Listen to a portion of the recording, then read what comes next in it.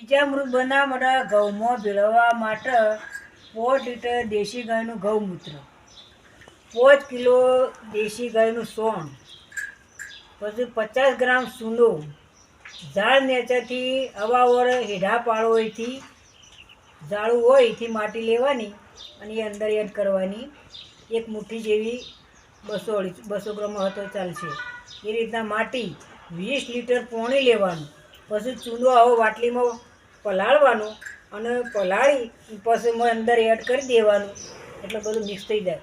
100 kilo બિયારણ હોય ઘઉંનું તો એમાં આટલું તૈયાર કરી અને રેડવાનું નાખવાનું અંદર 24 કલાક સુધી રાખવાનું. 100 રૂપિયા અસલ ઢોકી કોથળો નાખવો તોય ઢોકી અને ઘડિયાળના કોટાને પછી હલાવવાનું અને આ મિશ્રણ તૈયાર થઈ જાય. 24 કલાક પછી ઘઉંમાં પટ આપવાનું અને પછી એ સુકાઈ જાય એટલે બિયારણ વાવવાનું.